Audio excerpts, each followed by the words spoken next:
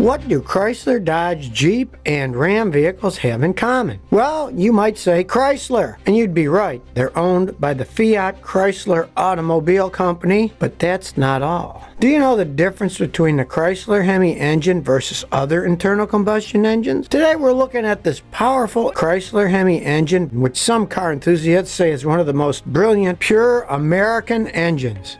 In the early 1940s, Chrysler developed their first experimental HEMI engine, but it wasn't for a car. It was for the Republic P-47 Thunderbolt fighter plane because World War II was raging on. Chrysler made an experimental aircraft engine called XIV-2220, which was an inverted V16 that produced 2,500 horsepower. It was already in production with Pratt & Whitney radial engine when the Chrysler XIV-2220 engine was successfully tested as a possible upgrade. At 15,000 feet, it broke the 500-mile-per-hour barrier, which was about 70 miles faster than the radial engine. But the war was coming to an end, and military planes were already being upgraded from the internal combustion engine to the jet engine. So the Chrysler engine didn't go into production, but the technology didn't go to waste. The developments provided Chrysler engineers with valuable research and experience in the dynamics and parameters of the two-valve hemispherical combustion chamber. Their aircraft prototype would eventually be sent to museums, but later derivatives of the engine would move on to make headlines in the automobile industry. So why is it called the HEMI engine? The word HEMI comes from the word hemispherical because it was an internal combustion engine that had hemispherical-shaped combustion chamber. Chrysler would eventually develop three different types of HEMI engines for cars. The first generation, known as the Chrysler Firepower engine, was built from 1951 to 1958. The second generation was produced from 1964 to 1971. The third generation began in 2003. Let's look at the first generation HEMI. The upper dome of the combustion chamber was made in the form of a hemispherical dome and had two valves and a spark plug. The lower surface of the combustion chamber, formed by the piston itself, had a flat surface. This was the main difference between the HEMI engine and the conventional internal combustion engine. The hemispherical heads had an intake valve very close to the manifold and carburetor, and the exhaust valve worked more efficiently than its flat-headed cousins. The hemispherical combustion chamber allowed for the placement of larger valves, which meant a more efficient supply of air-fuel mixture and removal of exhaust gases. The large valves were located opposite each other, rather than side by side like in a flathead engine. This created lateral and free flow between the intake and outlet, which resulted in better flow in the combustion chamber. This layout extended the life of the valve because they evenly cooled the valve stem and its seat inside the chamber itself. Another advantage of the hemispherical chamber was that it allowed for a more complete combustion of the air-fuel mixture. In other words, more power output. The layout also minimized heat loss, since the hemispherical form minimized the surface area. It's also known that the fuel at the head wall can get so cold it doesn't burn efficiently, which reduces power output. Again, the smaller the wall area, the greater the percentage of the mixture that burns. A flathead has a large surface area relative to the volume of the combustion chamber, but a HEMI has much less surface area than a flathead, so less heat is generated and peak power can be higher, which means more energy and more power. And this was immediately apparent in the test results. Chrysler launched the first overhead valve V8 with HEMI combustion chamber in the 1951 model year. The engine was released under the name Firepower. The first version of the Firepower engine had a displacement of 5.4 liters and produced 180 horsepower. In the 1951 lineup, the engine was offered as an option on the Saratoga Coupe, and it came as a standard on the New Yorker and Imperial. The engine immediately surpassed Cadillac's V8 by 20 horsepower for the same weight of 700 pounds and a volume of 5.4 liters. The new Saratoga with a HEMI engine hit 60 miles an hour in 12 seconds versus 13.5 seconds for the Cadillac and 12.5 seconds for the Oldsmobile. As a result, the HEMI-powered Chrysler New Yorker convertible was selected to compete in the Indianapolis 500, and it won. Of course, today, a 180 horsepower engine is not considered powerful, but at that time it was amazing for an ordinary car. The 1955 Chrysler C300 came equipped with a HEMI engine, modified with a full race cam, larger dual exhaust, and topped off with twin 4-barrel carburetor. It produced 300 horsepower, making it the first American production car to achieve that power output. So you can see why it received so much attention. It was also expensive for its day. The base price was $4,109, which is about $40,000 in today's value, you. An interesting fact is that the cost of a Hemi engine in the 1950s was 1/3 the cost of the entire car. So heads certainly turned whenever a Chrysler C300 passed by, and when a C300 was being parked, it wasn't uncommon to see a crowd of curious and fascinated people gathering. And this was the car that started the race for power in American cars. Actually, Chrysler originally built the C300 as a race car. In fact, that's why even today many consider it to be the first muscle car. It accelerated from 0 to 60 in 8.2 seconds, which of course today would be extremely slow for most fast cars. And Chrysler was not going to stand still. They continued developing the Hemi. By 1958, the Hemi appeared with an engine displacement of 392 cubic inches and a power output of 390 horsepower. But that's where the story of the first generation of the Hemi ends. Because in 1964, Chrysler revived the hemispherical head change in a new breed of V8s. This time, Chrysler trademarked the name Hemi, and that's when people began calling these engines by that name. This second generation Hemi by Chrysler displaced 426 cubic inches, 7 liters, and was named 426 Hemi. Chrysler's race Hemi was the biggest racing engine at the time. It was so large that it's got its nickname Elephant Engine, partially in reference to its high power, heavy weight, and overall size. The 1964 Plymouth with the 426 Hemi won the Daytona 500, but that wasn't all. Hemis dominated stock car tracks that year, winning 26 of 62 races. That's about 42% of all races, which is a lot for one engine maker. It cemented the prowess of the 426 racing Hemi engine. Chrysler and Dodge were of course happy, but competitors certainly weren't. And that's why, ironically, Hemis were so successful they got banned from NASCAR in 1965. The executives thought fans would get bored of Chrysler Dodge from constantly winning. NASCAR didn't ban it for technical reasons. The reason they gave was Hemis weren't available in production cars and therefore didn't qualify to race. That's why Chrysler released the Street Hemi for production cars in 1966. They adapted the engine for a street legal road version. So America saw its Dodge Chargers 66 to 71 and Dodge Challengers 1970 to 71 come out with the option for a 426 Hemi. Ultimately, Chrysler only produced 11,000 for the consumer market, and that's because it was so expensive and also since the engine was so large. During 1964 to 1970, the 426 Hemi underwent a few changes. For example, in 1968, it had a slightly increased camshaft, new valve springs, and several innovations that reduced oil consumption. But its power, which was around 500 horsepower, had not changed. In 1970, hydraulic compensators appeared on the engine with hemispherical combustion chamber. Despite all these improvements, 1971 was the last year of the classic 426 Hemi. The oil crisis and subsequent increase in gas prices and government restrictions killed that generation of Hemis. The third generation began in 2003. The first modern engine was a 5.7-liter Hemi for the Dodge Ram 2003 model. The V8 would make its way under the hoods of the Chrysler 300C, Dodge Magnum, Dodge Durango, and a Jeep Grand Cherokee. In addition to 2 valves per cylinder, it also had 2 spark plugs per cylinder. 2 spark plugs initiated 2 flame fronts and ensured complete combustion of the air-fuel mixture. This solved the emission problems plaguing earlier Hemi engines. In addition, the new 5.7-liter Hemi V8 was cheaper to build, used aluminum cylinder headers to reduce weight, had electronic fuel injection and electronic throttle control, and offered even greater combustion efficiency. In 2005, Chrysler introduced the larger and more powerful Hemi with 392 cubic inches, 6.4 liters, with a factory output of 525 horsepower and 510 pound-feet of torque. It was equipped with a high-strength forged aluminum alloy pistons. This engine has been available since 07 under the name 392 Hemi. In 2006, the Chrysler Group took another major step forward with the introduction of the engine displacement system. This system became standard on 5.7-liter Hemi vehicles, including the Chrysler 300C, Jeep Commander, Jeep Grand Cherokee, Dodge Charger, Dodge Durango, Dodge Magnum, and Dodge Ram 1500. In essence, the MDS system smoothly shut down 4 cylinders of the engine and put it in a mode corresponding to lower fuel consumption. When more power was needed, the system quietly activated the 4 cylinders, and again you got the 5.4-liter 8 Hemi. Chrysler saw the MDS systems provided 20% fuel efficiency, saved about 100 million gallons of gas between 05 and 09, and reduced carbon monoxide emissions by nearly 1 million metric tons. The 2005 Chrysler 300C and Dodge Magnum RT were the first high-volume modern production vehicles in North America feature a cylinder deactivation function. Later, the Ram Hemi was added to them. The current production Hemi engine heads are flatter and more complex than the Hemi V8 chamber of the 50s to 70s. The combustion chambers are no longer truly hemispherical. It uses a coil-on plug, distributorless ignition system, and 2 sparks per cylinder. This allows for shorter flame travel, which means more consistent combustion and reduced emissions. For the 2009 model year, power was increased to 357 to 395 horsepower and 389 to 410 pound-feet of torque. It also achieved 4% better fuel economy. Variable valve timing was also introduced. Nowadays, car makers try to create cars with a small engine displacement in order to save money and ecology. But HEMI continues to be loved, and it's too early to shelve it in a museum. After all, the roar of a classic American HEMI V8 from 50 years ago still excites car lovers even today. If you like this episode, please like the video. Thank you for your support.